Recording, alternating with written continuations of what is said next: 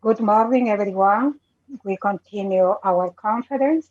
At this moment, we begin the panel, Systemic Evaluation, Methodology, Practice, and Relevance for University Entrepreneurship. Our speaker is Professor Gerald Midgley.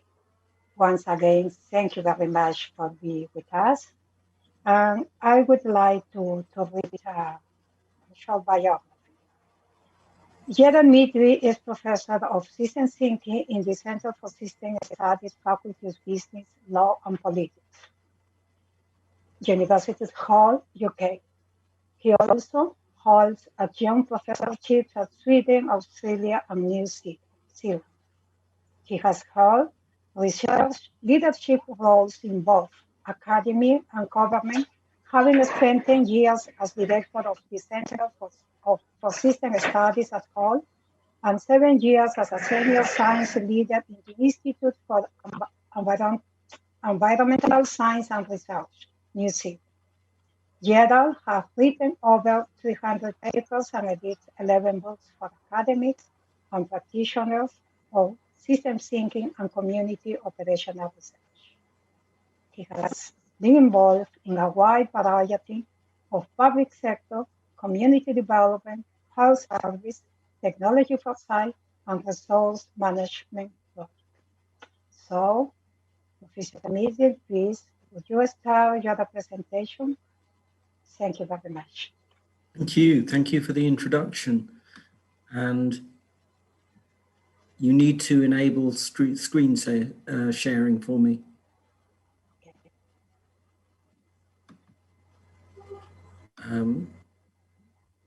The computer says the host has disabled screen sharing, so you could try again, please. Yep, done it.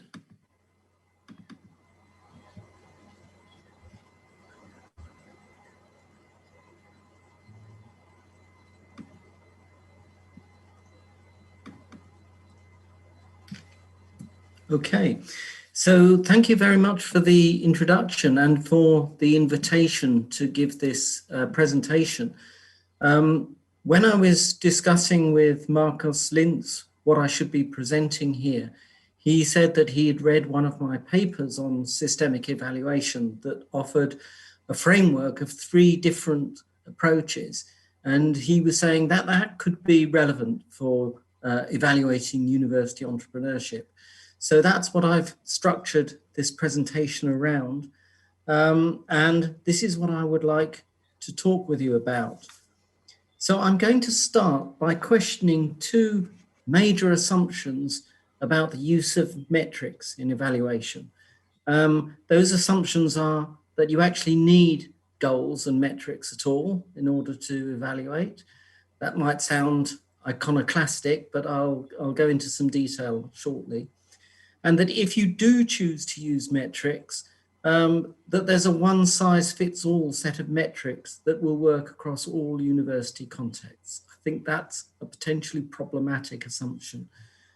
So I'm going to then introduce you to a systemic evaluation approach that I developed with colleagues in partnership with community health organizations.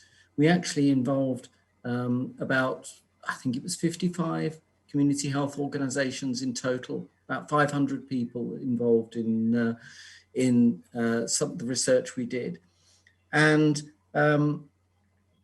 that framework tells you a little bit about how to approach the design of an evaluation systemically. It also provides those 3 different models of evaluation that I mentioned earlier.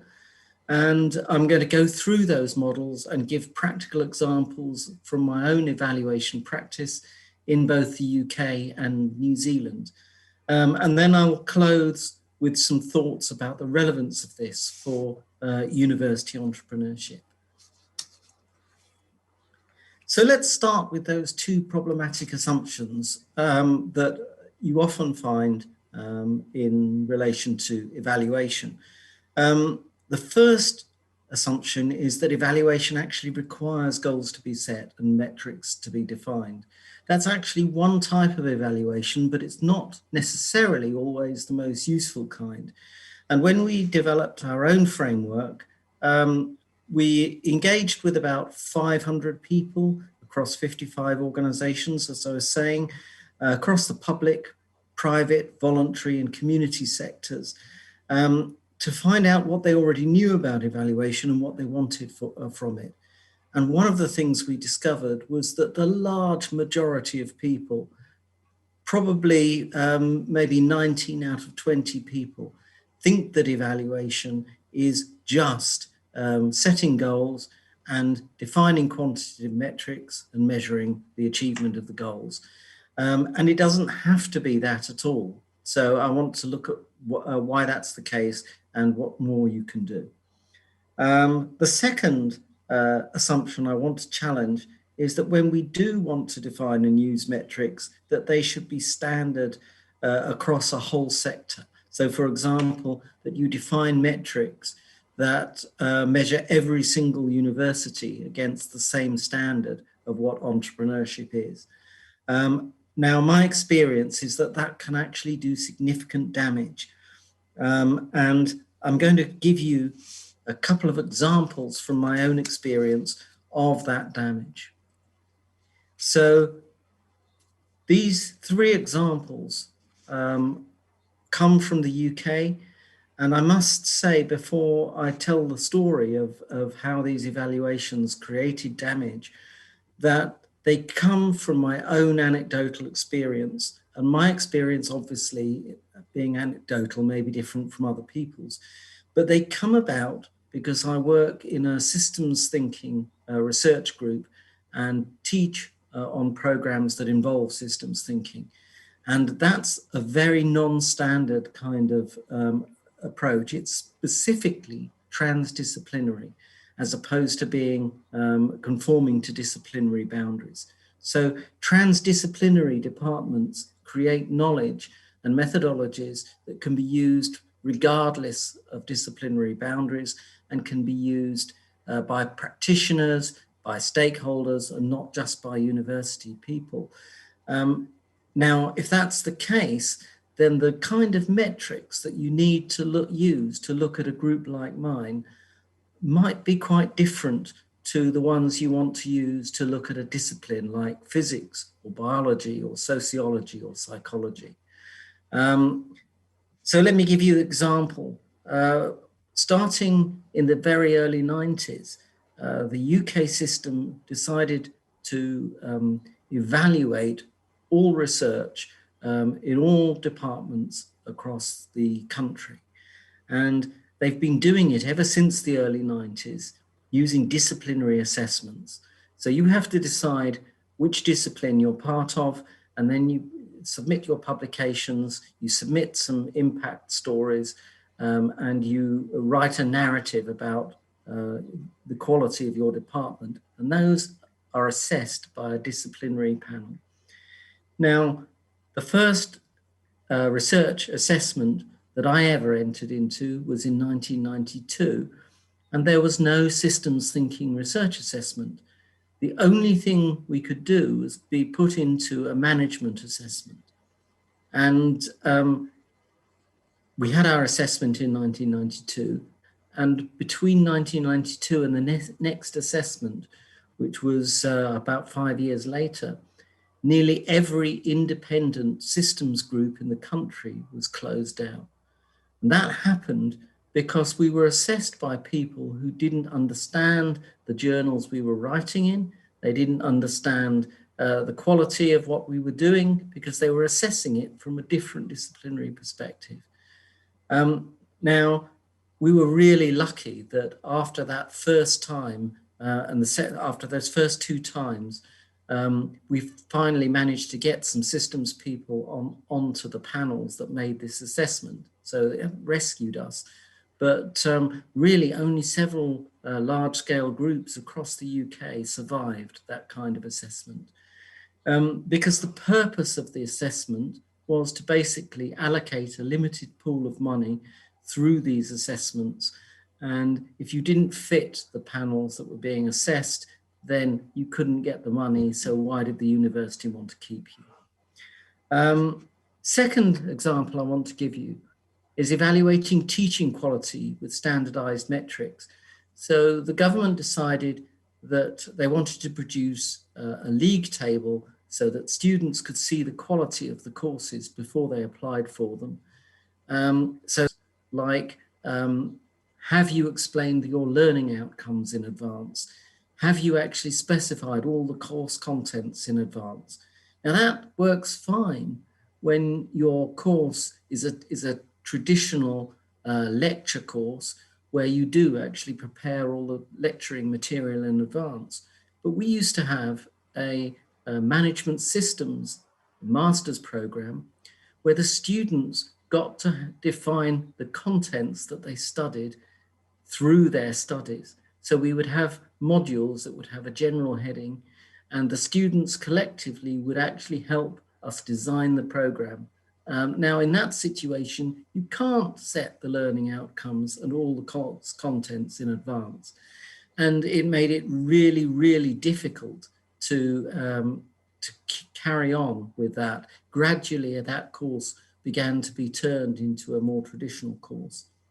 Now, the third example was when they changed that kind of teaching assessment, and instead they started looking at subject benchmarks, which means if you have the word management, for example, in your degree title, it had to have 12 areas of management taught on it. So it had to have all the traditional subjects like human resource management, marketing, strategy, you can list them all.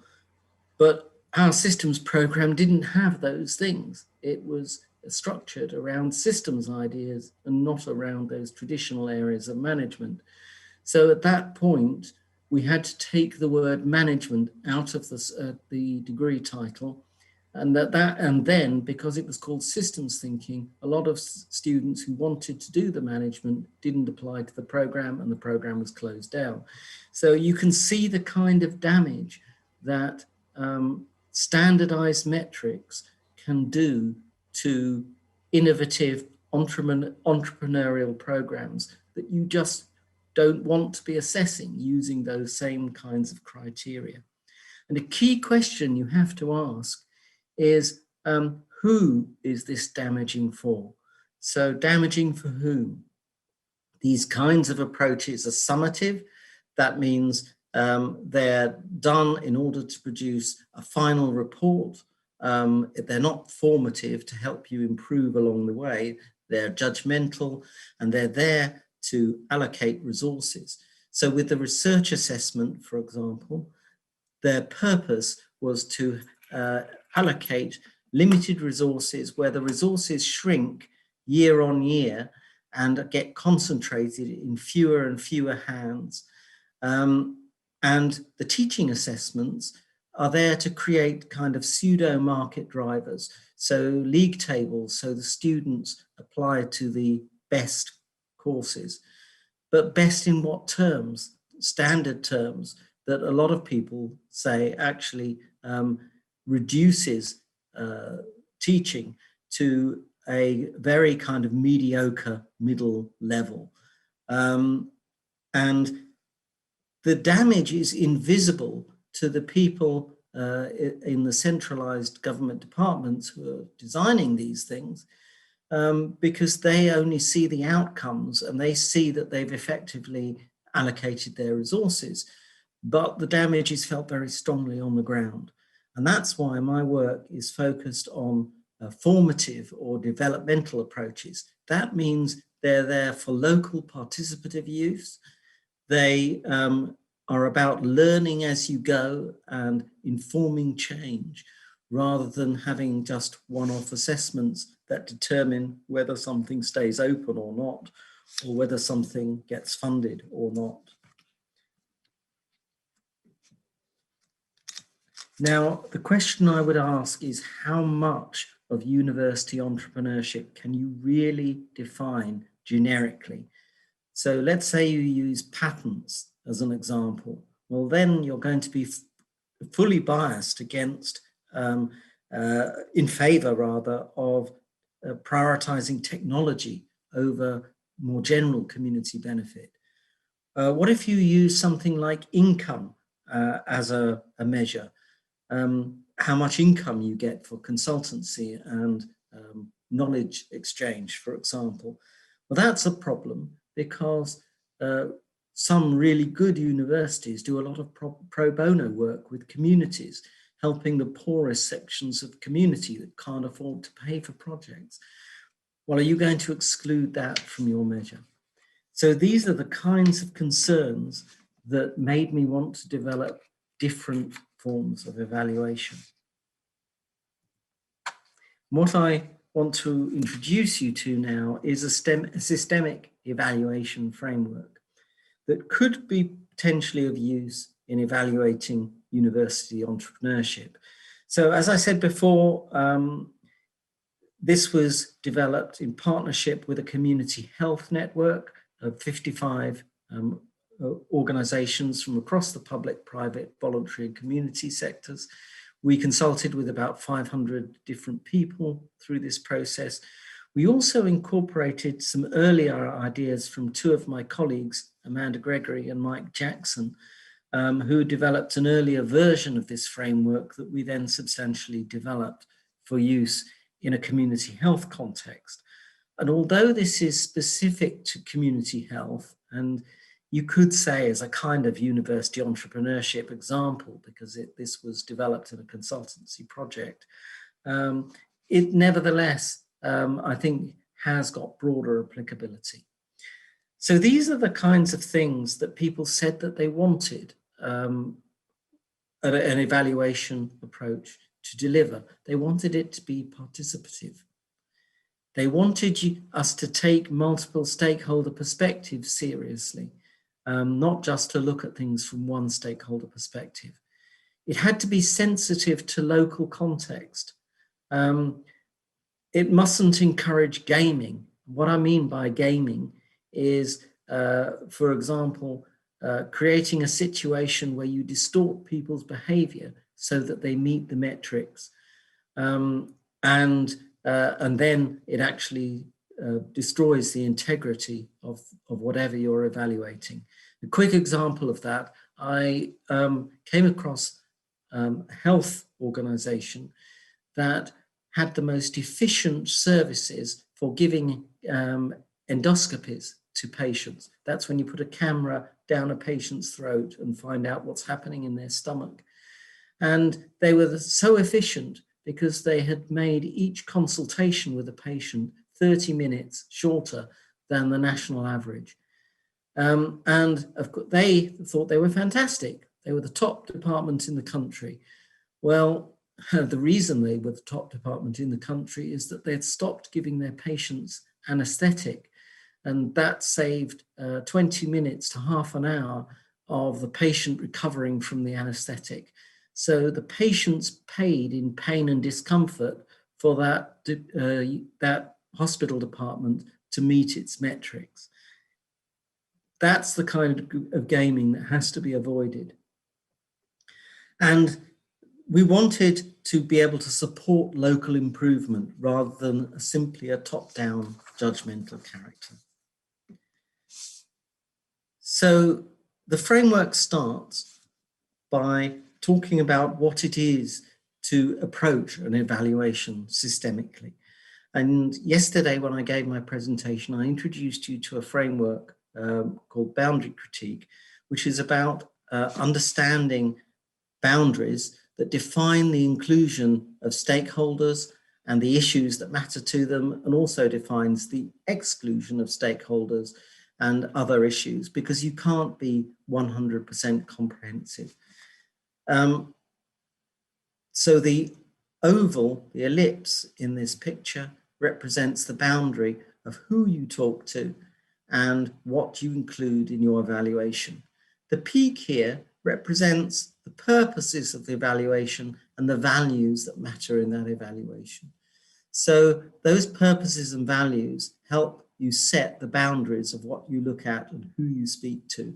And you really need to be able to think critically about different possible boundaries, different possible values that might matter, different possible purposes that might matter to different stakeholders.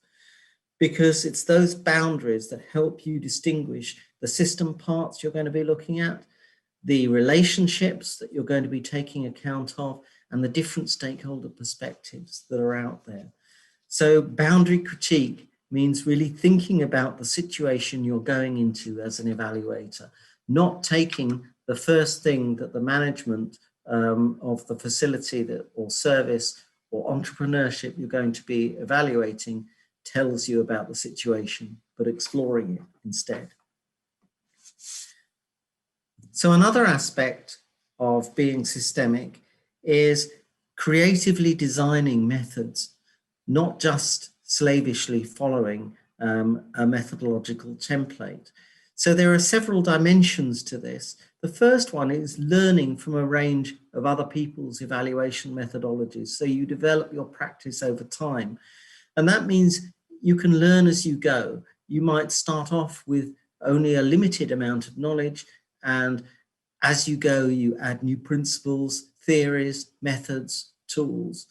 Now that's really important because a lot of methodologists end up developing a methodology and they see it like a castle that they then have to defend against people who are going to attack it who believe in other methodologies. So they think they have the one best methodology, and they go up to the ramparts of their castle and they start firing their guns at other people's methodologies. And that's a very unproductive kind of thinking about methodology, viewing a methodology as a castle to be defended. Instead, you can see it like a house where you might redecorate a room for a new purpose. So you maybe have a new baby born and you turn your spare room into a nursery. Or maybe your family has really grown, so you build an extension on the back of the property so that somebody can live there. This is a different way of thinking about methodology. So a methodology can grow and change over time. Now, as soon as you approach methodology like a developing house rather than defending a castle, other people are more interested in your ideas because they know you're open to theirs. And it enables you to think differently about evaluation methodology. The second thing is, once you've actually done that kind of boundary critique and understood the purposes and context of the evaluation better, you can mix methods in response to that. You can even design new methods if existing methods are not adequate. And the way I think of it is that a mixed methods design is itself a system. And that means that you can achieve more with that system of methods than a simple aggregate of parts of the methods. So you might choose 2 or 3 methods that address the weaknesses of each other. And so the sum total of them is more than the sum of the parts of those of that methodological design. And you can make sure that a whole set of different purposes have been defined and can be addressed using the methods. So when I talk about addressing purposes, I mean these sorts of things. So maybe 20 years ago, goal-based evaluations tended to ask the managers of a service or maybe an entrepreneurial department in a university what the goals of that group were. And you simply take those goals as given. Nowadays, people often look at things like the theory of change underlying what is to be evaluated. So you can evolve those goals systemically. Things like democratizing data interpretation so that you don't just take one stakeholder's views on why you found certain evaluation outcomes, but you actually ask multiple stakeholders. Engaging with marginalized stakeholders. So again, you don't only hear the dominant voices, you hear people who might not normally get a voice in an evaluation. Also progressing from an evaluation to planning system change, because a good systemic approach very often incorporates planning seamlessly as the next step on from evaluation. So there are many different kinds of purposes you can define, and you can devise methods to meet them all. So there are three very different kinds of methodology, and only one of them has metrics.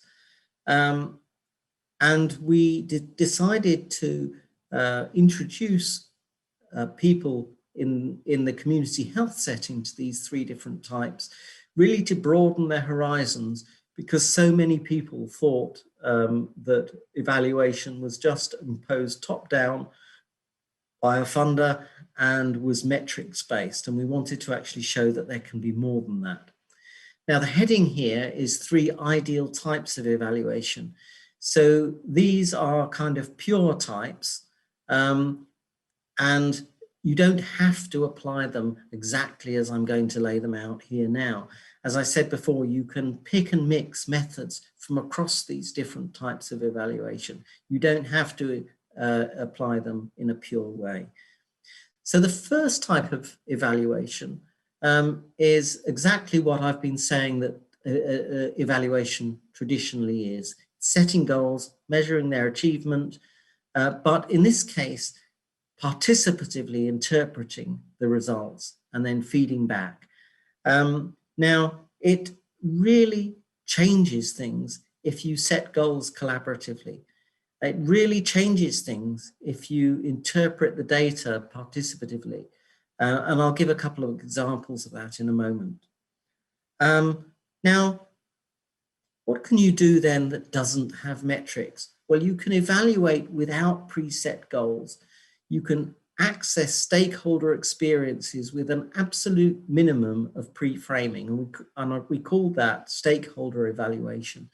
So you can simply say, go out to your stakeholders and say, what is your experience of engaging with us? What is your experience of engaging with this initiative? And find out what they say. And it may be a surprise. It may be that you really have not anticipated the things that matter to other people. Again, that kind of work can feed back to adjust your program activities and your future evaluation. And the third type of evaluation that's particularly useful is organizational. This is when you trust the organization to set its own goals, and you focus instead on evaluating the organizational functions, their communications, their organizational learning capabilities. And again, you can do that very participatively and feedback to adjust the organizational behavior and future evaluation. Now, that's particularly useful when generic indicators like the damaging ones I mentioned earlier are not varied enough. And so you can trust the organization to set its own goals and its own indicators. It's also really useful when goals are constantly changing and being adapted because you're in an unpredictable environment. In that case, stop looking at the goals so much, stop looking at the standard measures and focus instead on making that organization more efficient and effective. Now, if you think of these 3 types of evaluation, there's a logical relationship between the 3. So if you think of this in a pure logic way, then it makes sense to do a stakeholder evaluation first, because you can have no preset agenda and you can find out then what matters to stakeholders out there. Then you can take that information you've got about stakeholders and set goals based on that. So you know that you're actually meeting the goals that matter to stakeholders. And then you can do a goal-based evaluation using metrics to see if you're actually meeting those goals. And once you've got that goal-based evaluation in train, you can actually assess your organizational capacity to deliver on that and do an organizational evaluation, which can then feed back into the process. So you can see that there's a logical order to these kinds of evaluation. But that doesn't mean that you can't pick and mix between them. You can. Maybe that you already have goals that have been set by an external funder, so you have to start with goal-based, but later you can show that those goals are inadequate and you need to go back and do a stakeholder evaluation. So you can vary the order of things.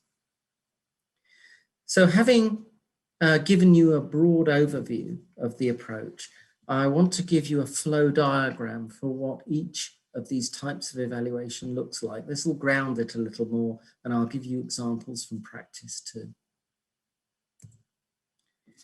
So this is goal-based evaluation. So you know how to read this diagram. The arrows indicate flows, and the little diamonds indicate decision points where the evaluation can go in one of two different directions. So this is a typical process that a lot of evaluations follow. So you agree a goal statement, you translate that into objectives, you identify indicators that map onto those objectives, set targets, pursue the objectives, collect data, assess performance, consult people on the reasons for discrepancies, and review and go back and start again. That is a typical kind of goal-based evaluation approach. But just making this participative makes a huge difference.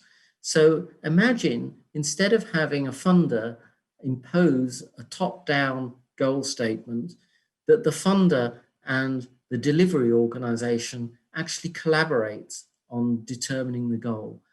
And imagine that they don't just collaborate amongst themselves, but they involve their customers or their service users or their potential clients or local community leaders or community groups.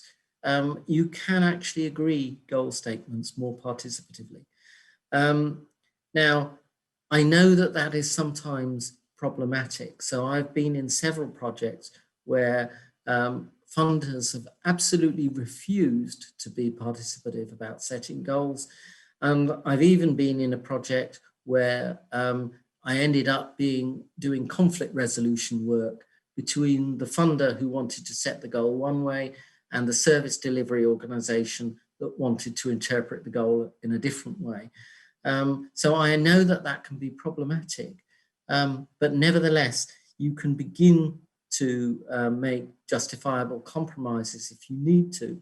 And you just need to keep in mind, am I doing more good than harm by accepting those compromises?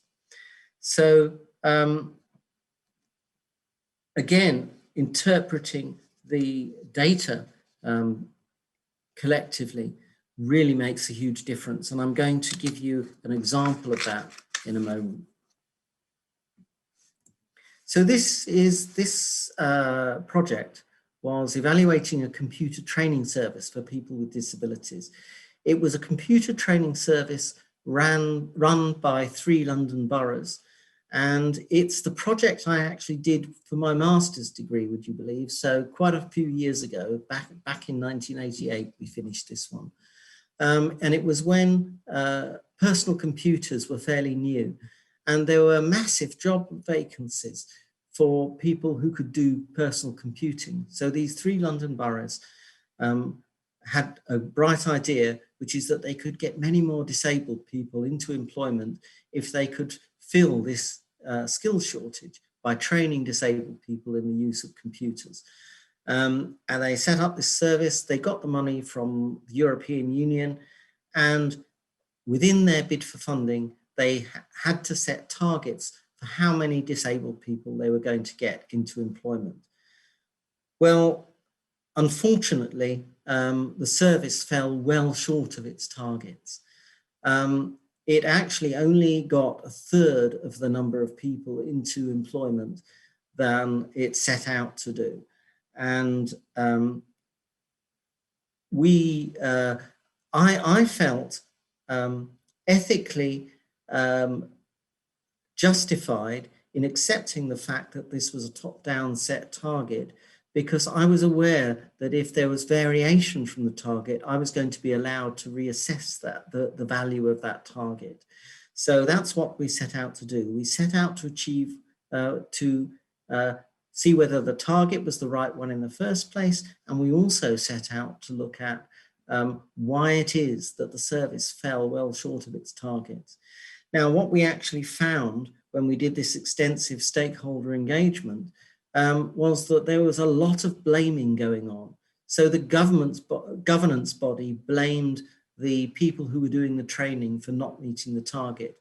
And the people who were doing the training blamed their management and the governance board. And if we had just listened to internal stakeholders, we would have just reported that the project was inadequate, that everybody was not doing their jobs properly. It was when we looked at what external stakeholders were saying that we found the reason why the service fell short. So what actually was happening is that the referrals of disabled people were coming from unemployment benefit offices, places where unemployed people go to sign on and collect their welfare payments. And within unemployment benefit offices are disability officers who specialize in helping to get disabled people into employment. When we talked to them, we realized that over half of the clients for the service came from just one person, one disability officer, and who really understood the needs of disabled people and was helping people. And the others just had a lack of awareness of the needs of disabled people. People were appointed who really didn't understand how to do their jobs, and they weren't referring people to the service. And when we actually looked at the number of people who were being referred, we realized there was no way they could have ever met those targets. And they had assumed that just by giving literature to these people who do the referrals, that the referrals would come. And of course they didn't, because people didn't have enough disability awareness. Now, that's an example of doing that goal-based evaluation more systemically, more participatively, where you reach out to different interpretations. So let's move on now to look at stakeholder evaluation. Two paths through this diagram. On the left-hand side, if you can see my cursor, I'll take you through this left-hand side first, and then later I'll take you down the right-hand side. So the left-hand side is about finding stories about the service or initiative you're evaluating. You're trying to do that with as little pre-framing as possible. So the question might simply be, what is your experience of working with us? What is your experience of being our customer, or whatever the question is going to be? Let them decide what that means. So you can get stories, you can look in that data then for various things. So it might be recurrent expressions of the same views that mean there's a pattern there. It might be ideas for change that people are throwing up. It might be really good examples of good practice or bad practice.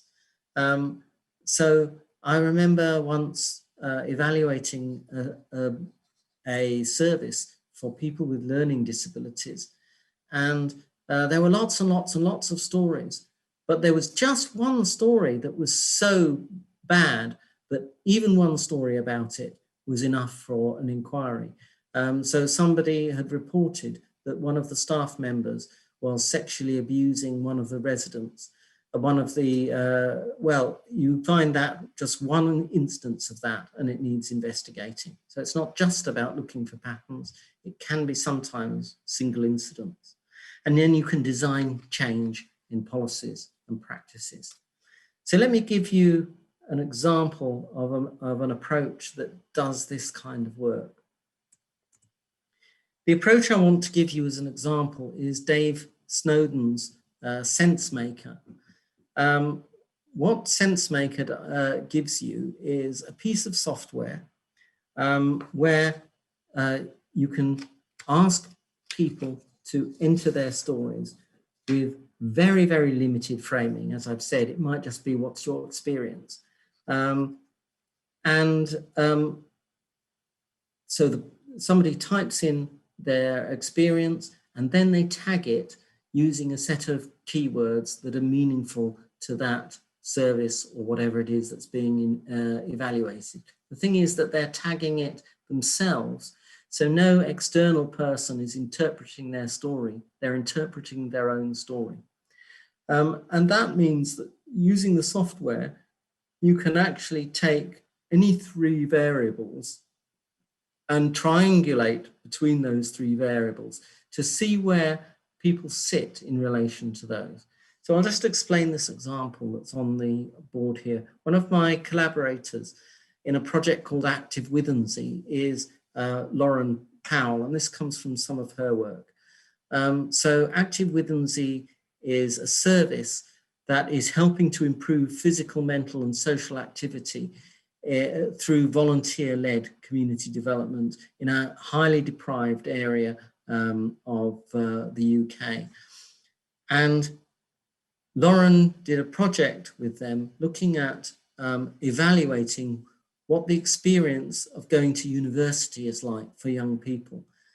So what she did, which was really quite clever, she gathered all those stories from the young people who'd been to university, and then the tags that she got them to use were questions that children at school had asked. So she asked 16 to 18-year-olds, what do you need to know in order to know it's worth going to university? So they wanted to know it's worth the effort. You know, does what it cost? Is that less than what they get out of it? Do they feel confident enough that they can do it? Do they know someone else who's done it? These are all things that they said could be useful to them to make the decision to go to university. So then the university students tag their stories with this, which means that the children now can get a triangle like this and they can say, okay, well, to me, confidence is really important, and so is knowing it's worth the effort. I don't really care about somebody else's, knowing somebody else who's done it. And that means that these stories here in this little box that are halfway between knowing it's worth the effort and feeling confident, that these stories here are probably going to be the ones that are most relevant to me. You click on those stories and a whole bunch of stories that have been typed into that software get thrown up. So the methodology helps you turn qualitative information into quantitative information, and then back, when you interpret it again, back into qualitative information. So it helps you see the patterns at a quantitative level, and then the deep stories that underlie those patterns. That's the kind of approach that you can use if you want to evaluate without preset goals. Here's another example from Lauren's practice.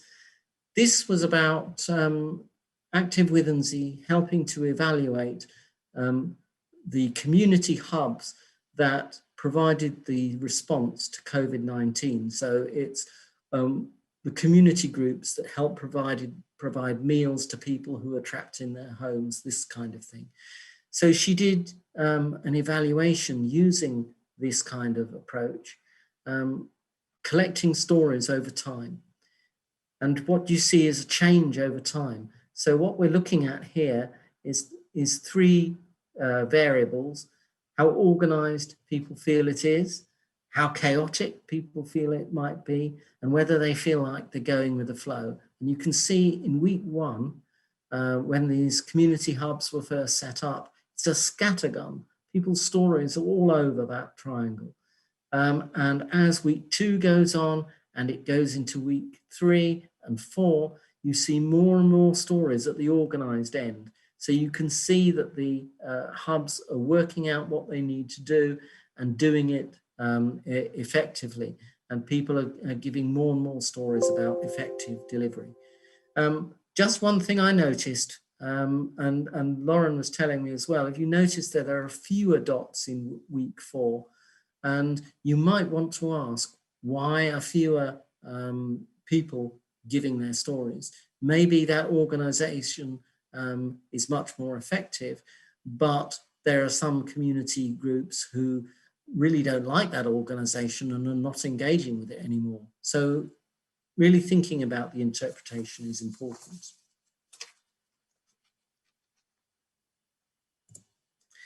And another diagram here, here's another way of using those triangles. Again, this is from Active Withency. Paul Ada, another colleague, and Lauren Powell again, did some work in a school here with people where they didn't assume that these children would be able to use computers. A lot of the children didn't even have computers because they're from the most deprived backgrounds. Now, you can do this physically by simply drawing the triangle on the ground, and the child can stand in that triangle at the point that represents their position in relation to 3 ideas, and then they tell their story and the story is recorded. So, there are different ways to use this kind of approach. So let's come back to the flow diagram and let's look at the right-hand side now. It's a completely different kind of approach. You can evaluate by comparing 2 things. What is currently happening in an initiative from the stakeholders' viewpoints compared with what they think ought to be happening. And then you can look at the gap between what is happening and what ought to be happening. The larger the gap is, the more problems there might be, and the more that you might need to change. The smaller that gap is, the more effective you can say that the approach is. And then you can review the way things are in terms of the ought and design activity plans to change things. And again, this kind of process can go back to the beginning where you identify new stakeholders and go through the exercise again. I'll give you an example of that.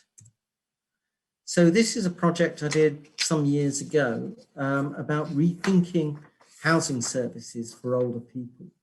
So we started out doing, we interviewed people from 131 different housing organizations in 2 geographical areas. And we gathered all of their problem statements about the assessment system, assessing older people for housing services, information provision, how the agencies work together, all of the stories about those kinds of things. And once we had a picture of what the systemic problems were, we decided to do a participative design. We had the picture of what it looked like now, and then what we wanted to transform it to. Now, in my last talk yesterday, I introduced you to 12 questions from an approach called critical systems heuristics. They cover 4 things. They look at motivation or purpose, the control, who has decision-making authority and who doesn't, expertise, and the legitimacy of what makes this valuable. So we use those questions to design what a housing system ought to look like if it was designed from scratch. So we worked with old people living in residential care, and we got them to imagine that their task was to design housing services as if none currently exist, just answering these 12 questions. And we came up with 110 desired properties of what the housing system looked like. The public sector agencies then went away and they redesigned their organization in order to be able to deliver on that. And they used those 110 properties as evaluation criteria to assess their delivery against. Now, so that's an example actually of moving from this, which is a stakeholder evaluation, on then later to an organizational evaluation. And I'll say more about organizational evaluation now. So this is organizational evaluation. And again, there's two pathways through this. Just to explain the two pathways, the left-hand one is about when you're benchmarking your service or initiative against an existing model of good practice. So you know that there's somebody maybe in another region who's got a really good project that you would like to emulate, and so you use that as a benchmark. The pathway on the right is about using some kind of ideal model of good practice. So a design of an organization maybe that comes from the literature to assess your initiative or project or organization against. Now, in this pathway on the left, where we're looking at existing models of good practice, it's really critical to modify them in relation to local needs. So years ago, I used to work in a mental health organization where they had 20 different hostels for people with mental health problems, and they were all based on a design that the central hostel set out, and everybody else had to slavishly follow it. And the detail by which this was micromanaged was down to the order in which you kept your files within the filing cabinet. It was excessive control of the detail. And as a result of that, we often used to say, but our clients are not the same as your clients. We need to be able to innovate, and we were not allowed to do that. That's a mistake to avoid. The same mistake is currently happening in our school evaluations, because what the government in the UK has done is say, in order to make all schools comparable so we can use standard metrics, we make sure that the curriculum and every lesson is designed centrally, and that means that every classroom around the country is delivering the same lesson at the same time to all the students so that everything is comparable.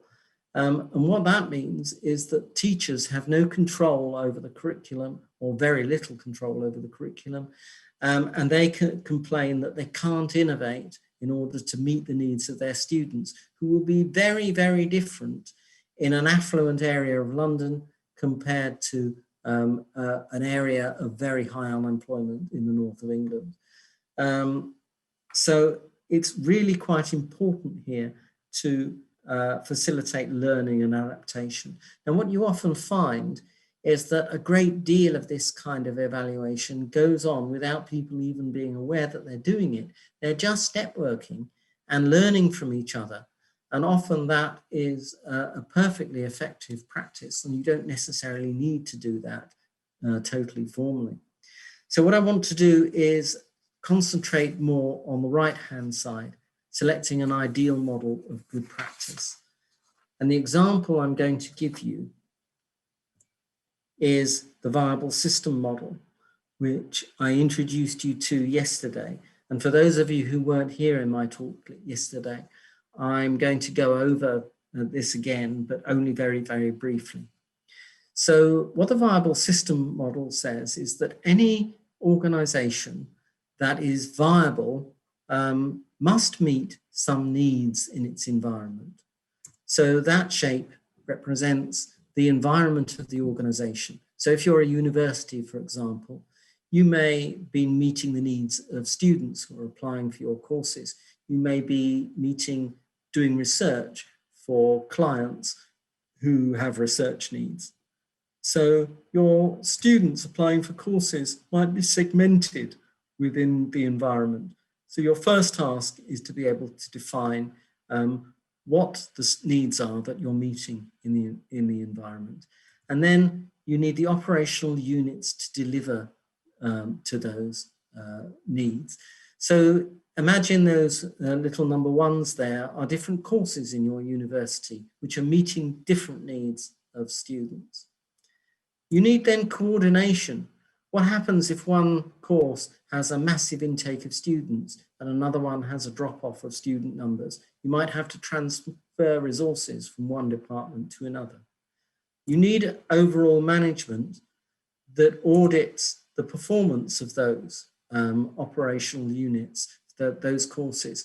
So the way to do that auditing is not to micromanage, but to simply say, what are the top and bottom constraints we have to conform to? So we know, for example, if a course has less than 20 students on it, it's not going to be financially viable. And we know if it has more than 50 students, that the students are not going to get enough individual attention. So we only have to intervene as management if you can see that we're approaching either 20 or 50 students. That's just an example of how you can do that kind of management. You need foresight as well. You need to look at the changing situation in the environment and anticipate opportunities and threats.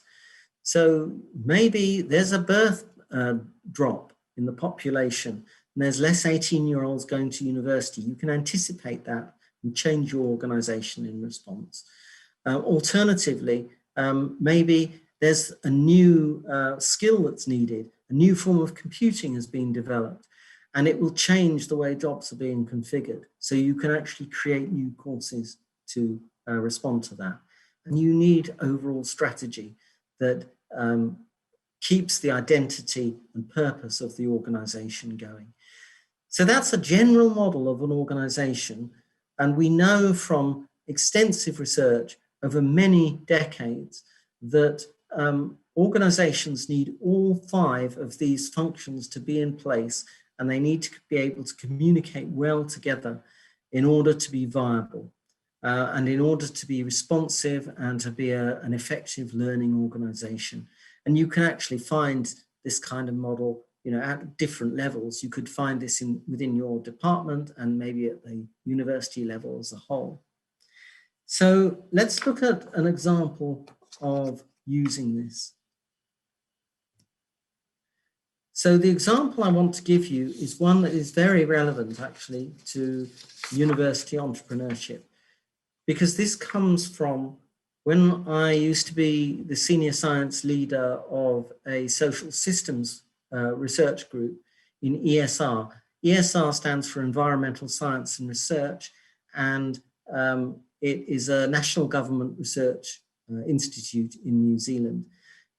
So I was the senior science leader, so that's the most senior scientist in our discipline, and we also had a business manager that oversaw our group. And we decided to restructure and rethink our group to make sure that it was better aligned with the policy needs from New Zealand government. And we used the viable system model for this. And the first task was actually to look at all of the policy initiatives going on in government and then define how our expertise matches onto that policy domain. And we defined 3 groups that we were going to deliver to: health and well-being, sustainable development, and science, technology, and society. So those are the 3 specialisms our group set up. Now, a lot of you will be working or studying in universities. And there's a saying in English, I don't know if you have it in Portuguese, but there's a saying about herding academics is like herding cats. It's because academics only want to do their own thing. They very often don't want to conform to organizational models. And so it's like herding cats. The cats are going to run in all different directions. Well, defining these 3 groups in this way with a clear eye on the policy environment really worked.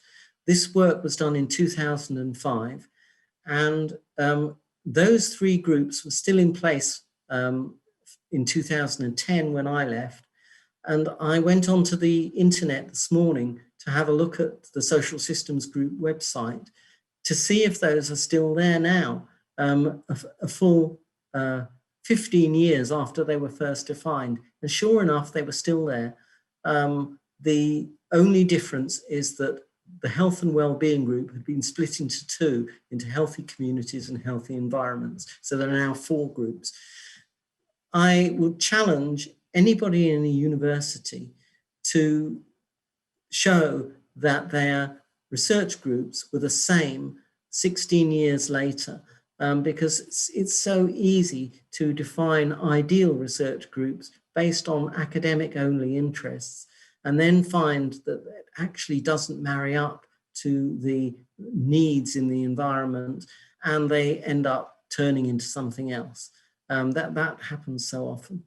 So we can think as well about the other features in the viable system model that we use to restructure ourselves.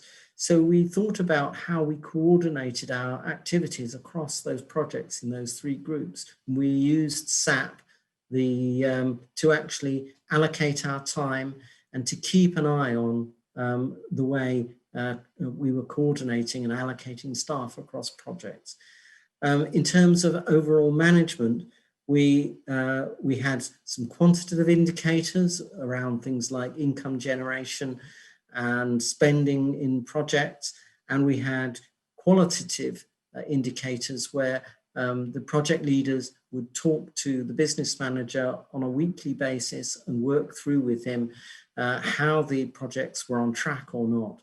And again, the principle was that the management wouldn't be interfering unless something was going seriously wrong. Foresight was the really interesting bit, because we decided to put 10% of the income from projects aside into a foresight fund. And the team would split all the government ministries between us. So each of us had 3 ministries that we would be responsible for. And the more senior people took a bigger share of the responsibility of working with those ministries. So my ministries, for example, were the Ministry for the Environment, Ministries for Agriculture and Forestry, and the Ministry for Research, Science and Technology.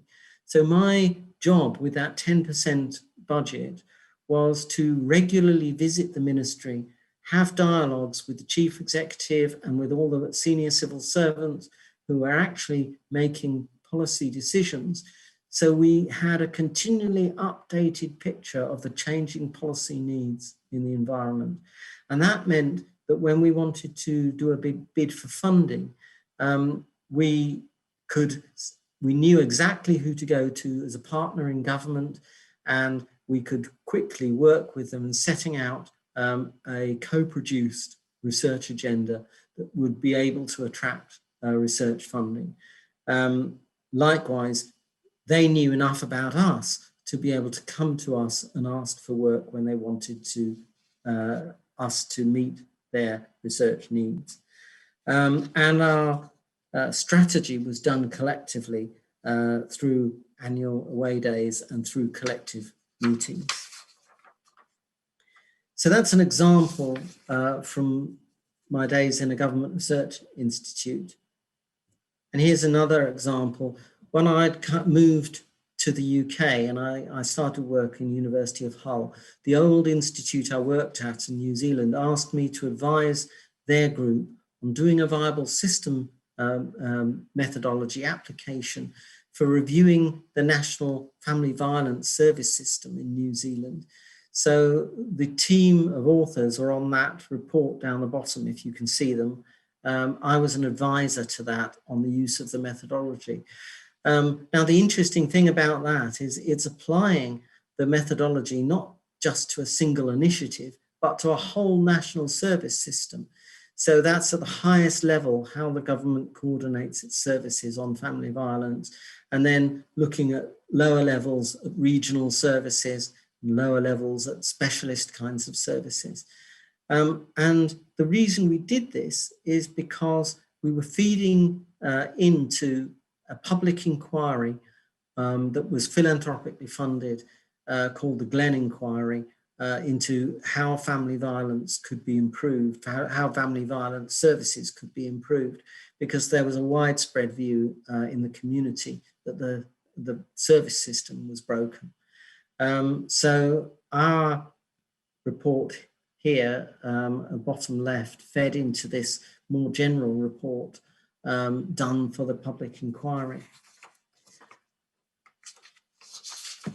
So you can see that's a kind of organizational evaluation that it takes for granted that the local organizations can make their own determination of goals and metrics, but you evaluate the organization.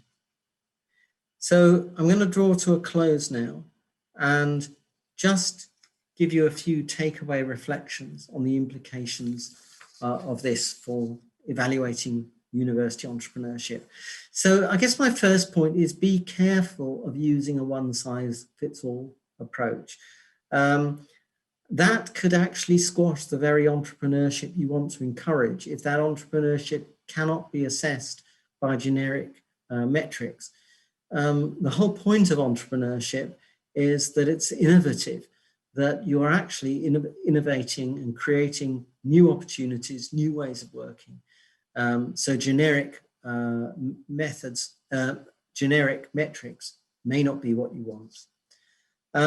Don't assume that the metrics associated with goal-based evaluation are always what's needed. Think about other things like stakeholder evaluation and organizational evaluation. And if you do a goal-based evaluation, do think about how you can do that locally and participatively and not just in a top-down way. And I guess my third point is about what being systemic means. Being systemic is not about which of those types of evaluation you use, but it's about how you approach the evaluation, how you actually design it. So how you explore the relevant boundaries and values up front, how you expose conflict, marginalization, how you engage with the different stakeholders, how you explore the multiple values that could be relevant. Then how you mix methods creatively in response to what you've found, so that you've got a really flexible and responsive practice, and how you can interweave participation throughout. And I'll just want to leave you with one small quotation from C. West Churchman, who is a famous systems practitioner from the 1960s and 1970s. He coined the phrase, "The systems approach first begins when you see the world through the eyes of another." In other words, you put yourself in the shoes of another person. That is basically what participation is for. And participation is your best protection against inadequate metrics that only see things from a limited perspective. And participation is your best protection against the gaming of metrics, like that example of those hospital staff refusing to give anesthetics to patients and making those patients suffer the pain because they wanted to do things faster. If you had talked to the patients and been participative there, they would have immediately said that their experience of having the operation matters as much as the speed of that operation. So let me leave you with that thought, that the systems approach first begins when you see the world through the eyes of another. Thank you very much, and I'm open to all questions and discussion. Thank you.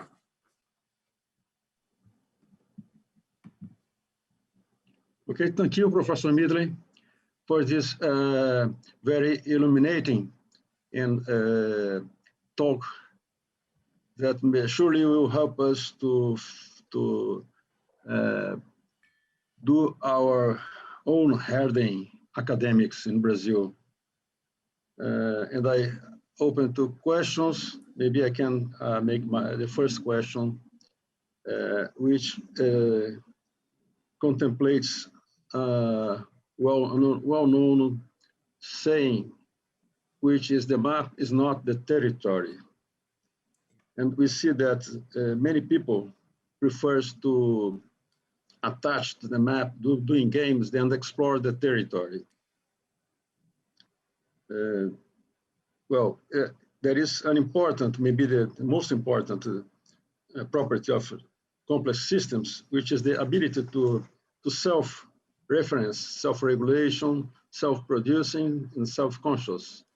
So my question is how this can affect your approaches when you we talk about formative versus summative evaluation, and about the impact of competition, or what is the objective to promote evolution of the systems, to integration and collaboration, or to improvement, or to make improvements through competition, which is based on the metaphor of Darwin in the theory of evolution, that also is surpassed by the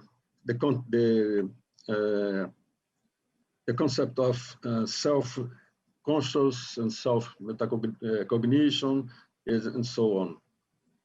If you can talk about this. Sure. I heard 3 questions in there, so I'll address them in turn. The first one was about the map and the territory. And I guess you could say that what a systems approach helps you do is to see the territory from different perspectives. So you have your map, but maybe you can widen the map or narrow the map down, which is your boundary judgments. Maybe you can go into the territory and see the mountain from different perspectives. That's your different stakeholder perspectives. Now, you can never get a comprehensive picture of the territory. So the perfect representation of the territory is forever out of reach, but you can do better than just taking one boundary for granted. You can do better than taking one perspective for granted. That, in a sense, is the purpose of a systems approach. In terms of self-organization, that's the second question there. I really like that.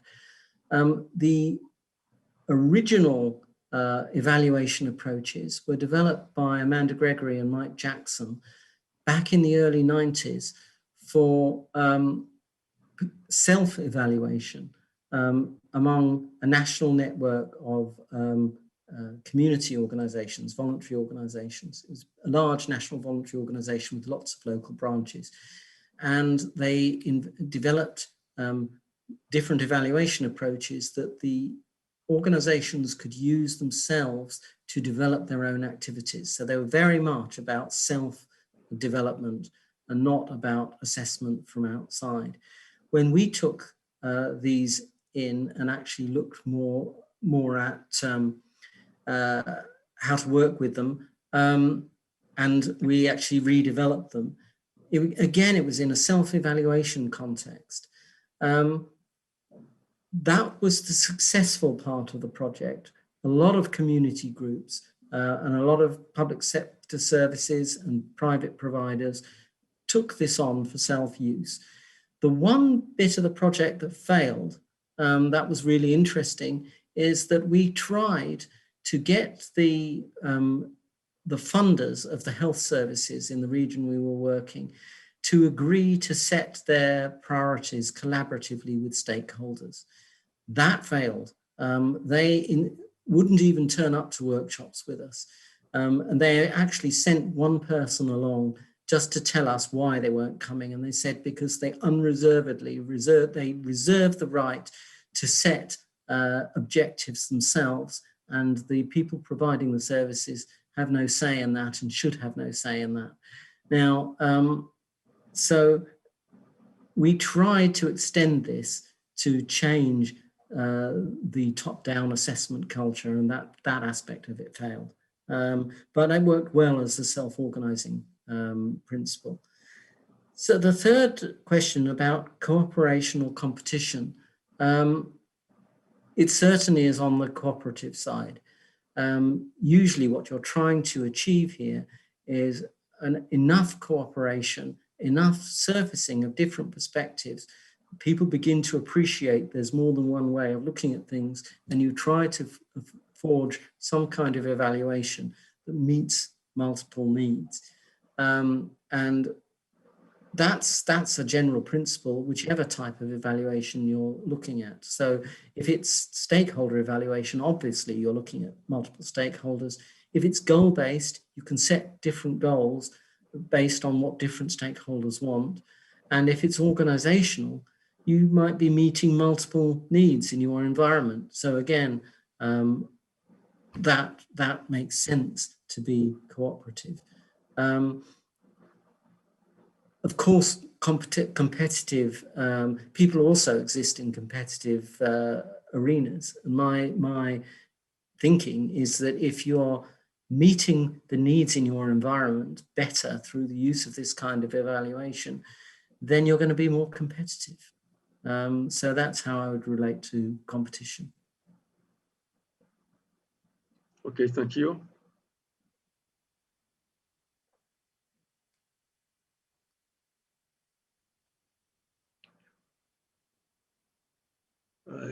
I believe we still don't have questions from the audience. Maybe somebody would like to ask in Portuguese and you can translate. Yeah, you allow them to do this. Okay, another difficulty I have when applying systems thinking is the interface between the qualitative, the broad view, which is unstructured, and we try to qualify, at least to categorize if it's possible, and but we have an expanded view, and then we have to approach specific to get information, indicators about that can guide us in the planning, the strategic planning, for example, as you said. How do you connect these two approaches? You have to have an eye on the complex system, another one on the model that will be effectively applied, at least for top-down measures. Yeah. Nearly every evaluation I've done has used a mix of quantitative and qualitative approaches. And there are different ways to join them. There isn't one answer to that. So I'll give you a few examples. So one example is how I presented it in here. You can use the qualitative to explore different stakeholder perspectives in order then to set the goals that you measure the achievement of. So that's what people call a soft front end on a hard methodology. I don't think that's the only way it can be used at all. It can actually be used the opposite way around. So one of the projects I talked about yesterday was about diversion from custody for people with mental health problems, getting people with mental health problems out of prison. And in that case, the goals of the facility were already set by the funders. And the question then is how you interpret the data that you got from meeting those goals. And the qualitative information was integral then to interpreting that data. So let me give you an example. There were hundreds of clients went through that service to get people out of prison. And we determined that 85% of the activities to get people out of prison was successful. Now, the reason we said that is because we discovered that it took 3 attempts on average to get somebody out of prison. So they had 2 failed attempts and then 1 successful attempt. Now, is your unit of analysis an attempt, in which case their success rate is really low, it's less than a third, or is your unit of analysis all of the work that's done with a client, in which case the success rate is really high, it's 85%. And we had to consult with stakeholders, what's most meaningful here? And they were all saying, well, it's the whole work you do. You can't expect to get a diversion first time. You have to get the police used to the idea that they're going to lose their prisoner. So that consultation, that qualitative work really matters. Likewise, when it came to identifying the systemic problems because 15% were not helped successfully, that was looking at case studies of people who they failed to divert from custody, and asking, well, what went wrong in this case? And by looking at those case studies, you could begin to see where the failures are within the wider system. So there's a different relationship. And another way of doing it is simply to run things in parallel and triangulate them. So I think you can have a really creative design where you relate the things together.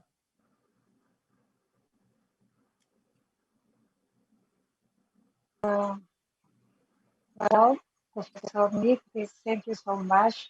An excellent presentation. I read before your papers about applications in social organizations, and I always wonder how can do it, because sometimes it's difficult to find the accept from the organization in order to do something, some intervention, for example. But I am really interested in organizational evaluation. And the first word you said was, you have to trust in the organization. And I am thinking, what kind of trust? Because some of your applications, you are using VSM, Viable System Model. Many years ago, I tried to understand and apply VSM, but as for my organization, for example, is a military organization, because ITA is in a military ambient. Well, it's a military organization. But the one characteristic of the organization is to be independent, to be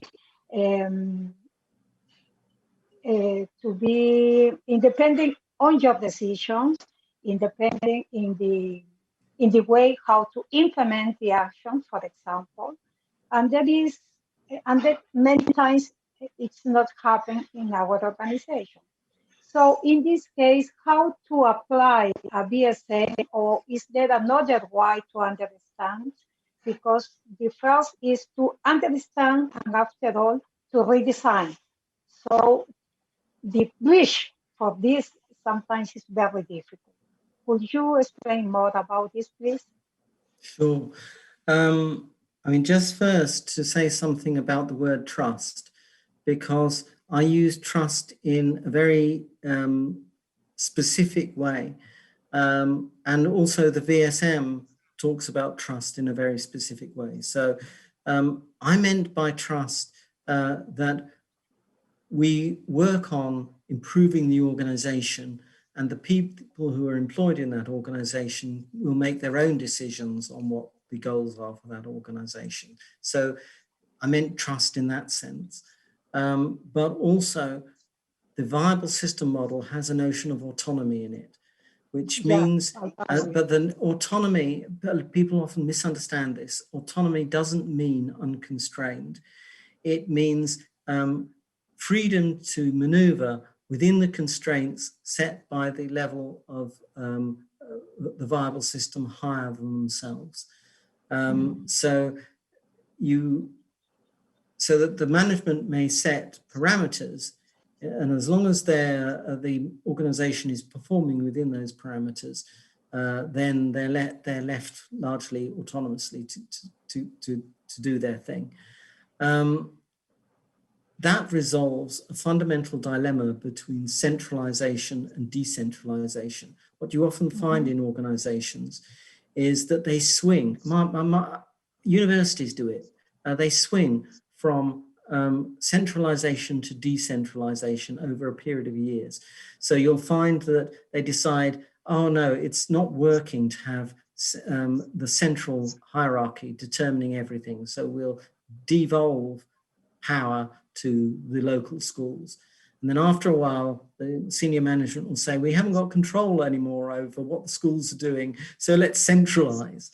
And over a period of 30 odd years in universities, I've just seen this cycle backwards and forwards. And it helps resolve that because it says there are parameters in which decentralization works, but there are limits to it. So I think it's useful. In the question of how to apply it, and you talked about a military organization, I would recommend you make contact with somebody called David Lowe, who is works in the Defence Research organization in the UK. So it's the equivalent to your organization for the UK. He's a senior manager in there, and he uses the viable system model with military organizations. And he's found it really useful. He now has just been appointed as the civilian head of reorganizing the whole of the Navy, the British Navy.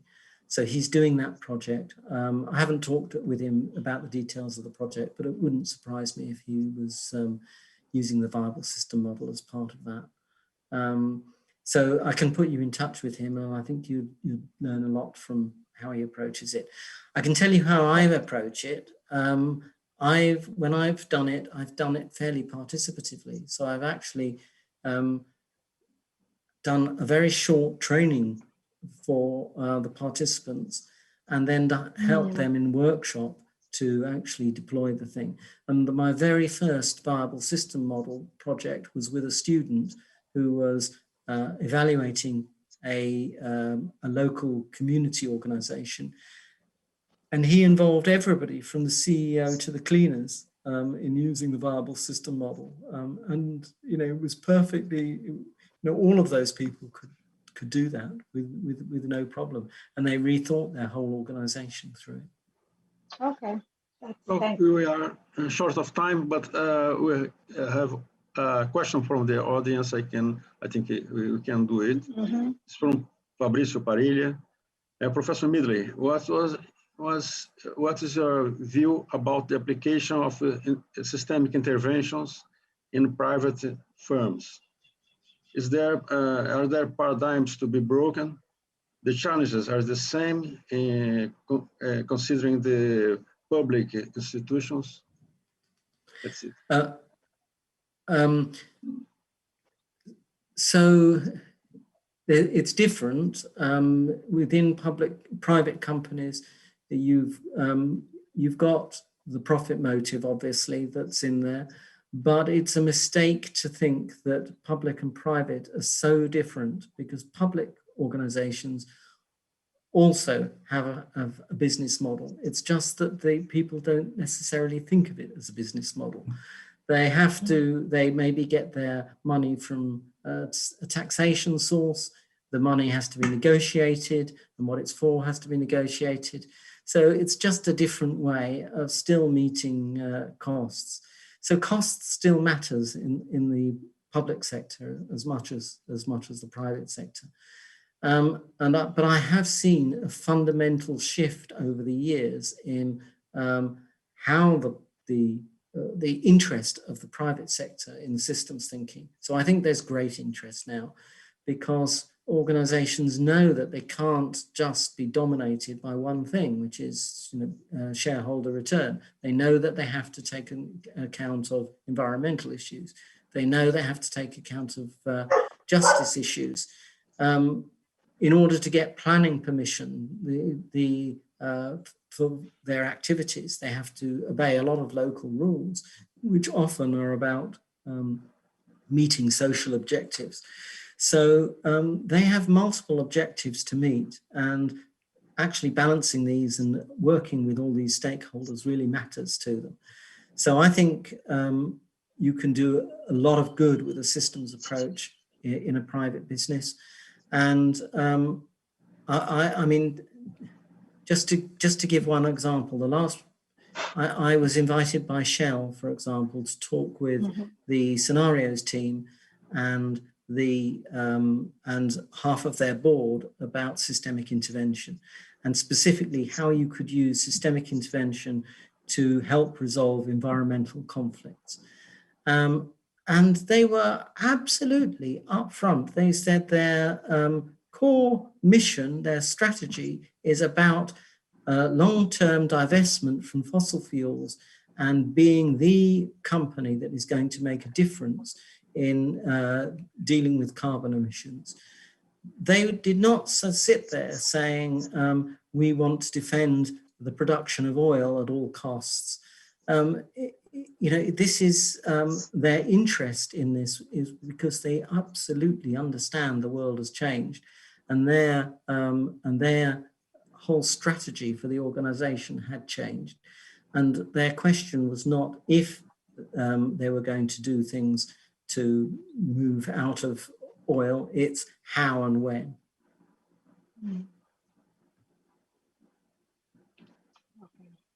Okay, Carmen, I think Okay. we need to close the session. Okay, thank you, Professor Estellita. Once again, Professor Midgley, we are grateful for your conference. We always are studying and we always are learning, especially with your talk. Thank you so much. For the audience, oh, sorry. The next section will happen 2 p.m. on academic spin-off. Everyone is invited to attend. Okay? Okay. So, bye-bye. Please stay a little bit online. Thank you. Okay. Thank you very much. Thank you. Thank you so much. Professor Midgley. Yes. Professor Carmen, maybe we can establish the time for our meeting on Monday. Oh, okay. Sure. 10 o'clock, as for me, is okay, but 10 o'clock in UK will be 1 o'clock in the afternoon. Is that okay for you, Professor Midgley? Let me just see. No, I can't do 1 o'clock. I've got a meeting that ends at 2, so I could do 2 o'clock or 3 o'clock. It's okay with me. Okay, as for me too.